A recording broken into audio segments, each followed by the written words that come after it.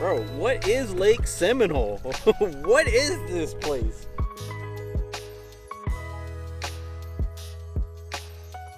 This is wild, man. Someone's got to catch him. Let's hope it's us.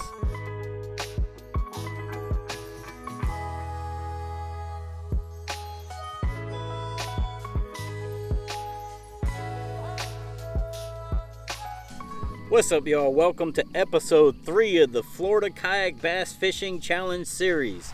So, this series, we're going to be fishing all over the place in Florida. Today, we're fishing a place I've never fished before.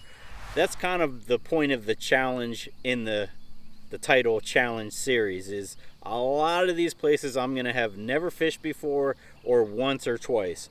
And that's because we have a new kayak, the Old Town Autopilot 120. And before I got this kayak, I was unable to go to, a lot of these bigger body of waters.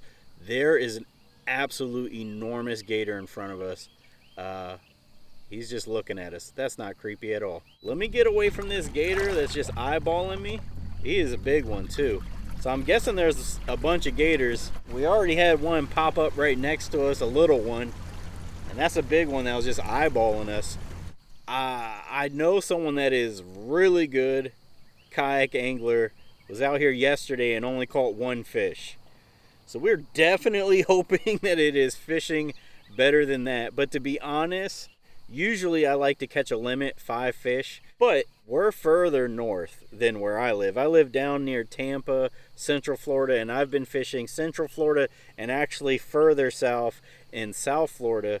And to come up here, we haven't been in the spawn down there for a month. They might be spawning up here because the temperature difference, for all I know. But I feel like the big females probably aren't on beds. Maybe the males are still hanging around. But that's why we're actually going to make our way out to the main point. But we might get some chop on the water. I got a chatterbait tied on. I got a bunch of stuff tied on. We're going to throw a bunch of different stuff. We'll figure out what works. Enough talking. Let's see if there's a morning bite and let's get to it. What the heck is that? Dude, that's a freaking snapping turtle. What the heck? What the heck? There's a snapping turtle, head bigger than mine. Dude, the camera had to have seen that. It was far away for the camera. I'll zoom in. Bro. Dude, that was an alligator snapper.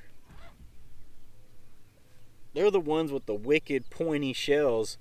Growing up, I always saw the common snapping turtles. That was like an alligator snapper, like big. Just like massive. Oh my God. I wonder how common that is around here. Bro, we've had alligators pop up next to us and giant snapping turtles. That dude was big enough to take off a hand. Bro, what is Lake Seminole? What is this place? This is wild, man. This is wild. I really hope we catch some fish, or at least a giant. I don't know. I've heard some people haven't been catching them out here. Someone's got to catch them out here, though, because it's Lake Seminole. They got bass out here. Someone's got to catch them. Let's hope it's us. But we got these outside lily pads. They're kind of sparse and few and in between out here near the main water. But if there's bass out here in this main water and they're making their way towards the bank, they might be near these lily pads. I think I'm gonna go beat a bank.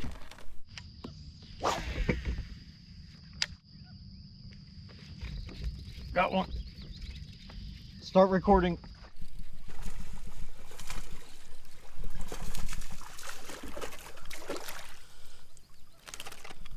What is up with that one? Bro. What is going on?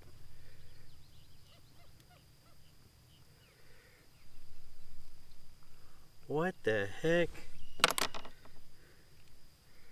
Bro, look. Quick release. Did y'all see that bottom sticking out? That was weird looking. Alright, well, we got the skunk off. It is still really cloudy, smoky out here. I casted that out in the middle of nowhere too. So I saw isolated grass out there, but it's like really far away. And so I chucked it as far as I could. This is a really stiff rod, which makes it good at setting the hook at a long cast, but it's not the most accurate. And so it went like 5 yards to the left of the isolated grass. So it was like the middle of nowhere. And that's where that bass was. There is definitely more vegetation in here. Got like hornwort kind of grass down in here. I think that's what that is.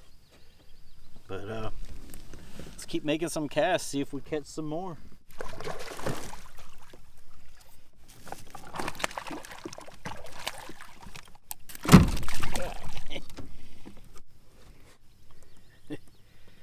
Decent little bowfin, but definitely not what we're going for.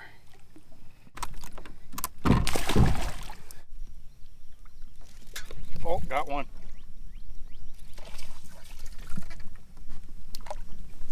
All right. Another giant.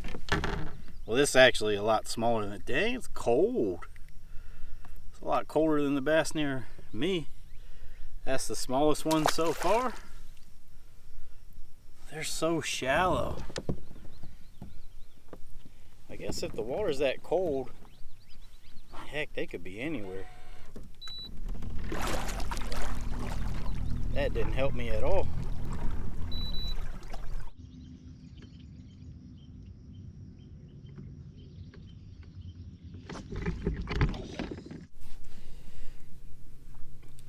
Y'all, this is what happens when you only have 3 hours of sleep. I can't believe this happened.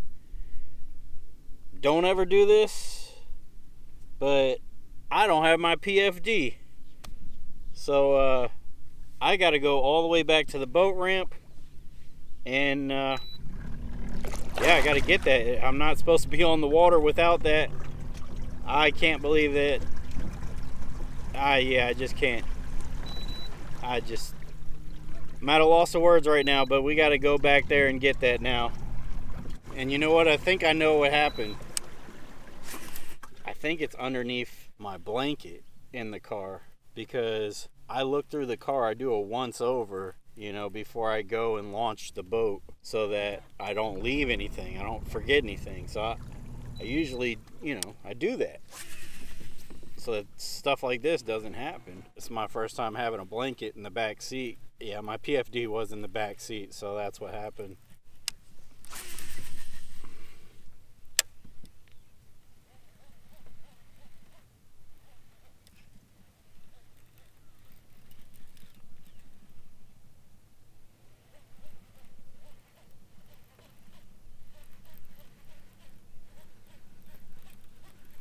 Oh, that's one right there. That's a good one. That's a good one.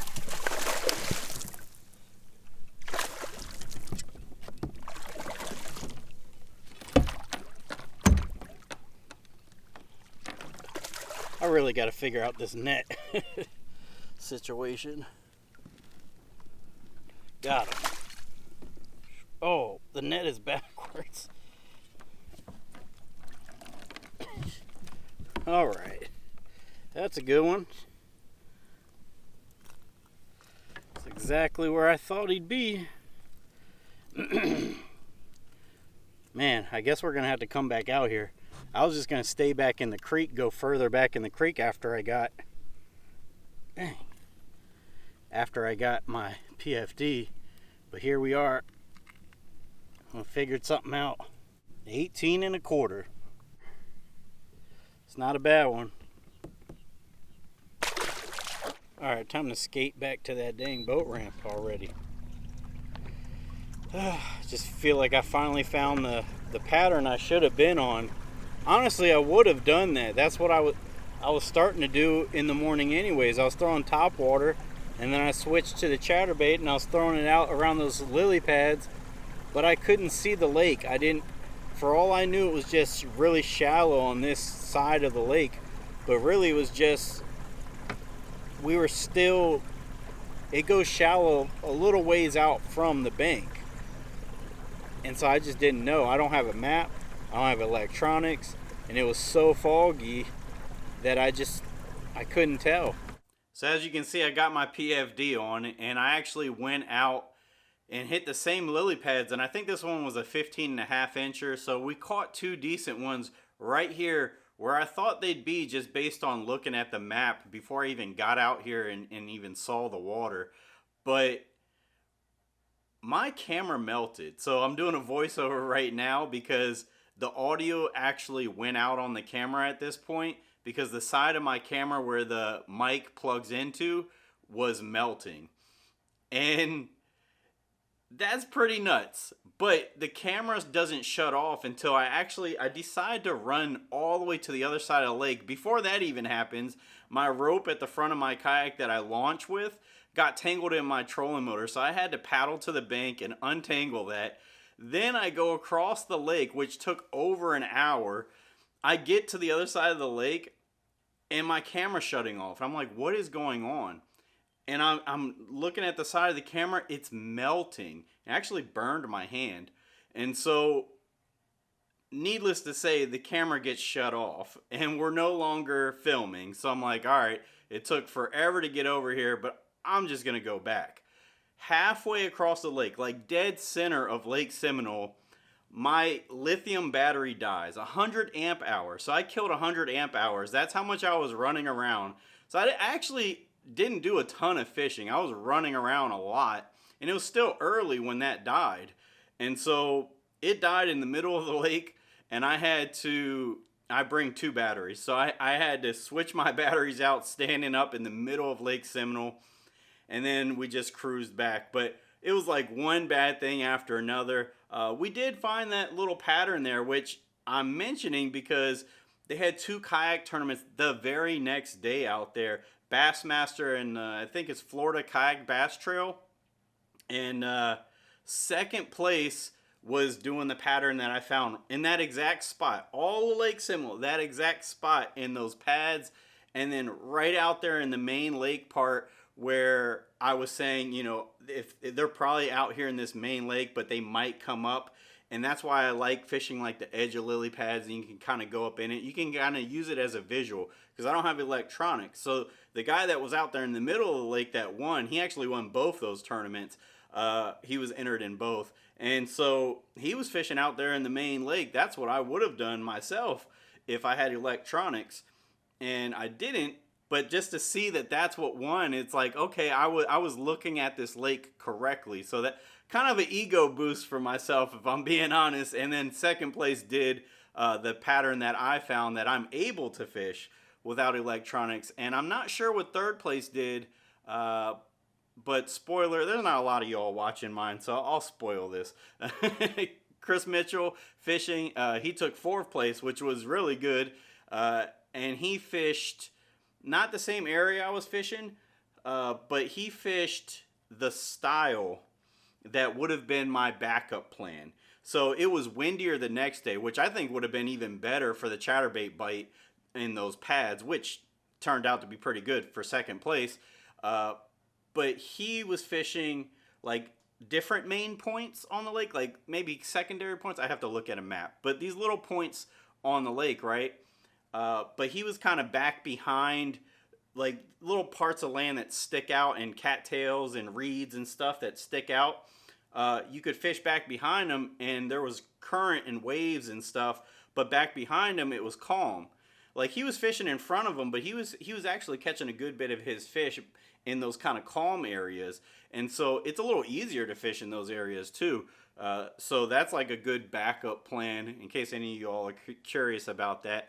And so that's what he was doing. He took fourth. So I left Seminole. A lot of things went wrong with the camera melting and the PFD and just everything. But it was really cool. And to see all these guys that are, really good at fishing out of the kayak and stuff, the ones that did the best were looking at the lake the way I was looking at it. So I thought that was really cool. kind of an ego boost for myself, if I'm being honest with y'all. And but I will say we've had a lot of technical difficulties. I usually try not to talk about it too much in the videos and stuff, but every video it's like the craziest things have been happening. We're down a camera and we're still gonna film. We're still gonna make videos. If I got to do voiceovers while we're filming, I'll get creative, and we're still gonna be cranking out episodes every Wednesday. So make sure you subscribe and hit the like button and all that good stuff. But and spoiler alert, there's another 8-pounder. So episode 1, we caught an 8-pound 5-ouncer. I caught a bigger one. That one was 23.75 inches. I caught a bigger one. So stay tuned for that. Both those bass were caught in the month of April post-spawn. 2 bass in Florida that are over 8 pounds, 2 trophy bass caught in 1 month. And that's pretty impressive. I only went fishing like 6 times that month, and we caught 2 trophy bass in post-spawn in Florida. So definitely stay tuned for that. I think that's going to be it for today's episode. I'm out. Peace.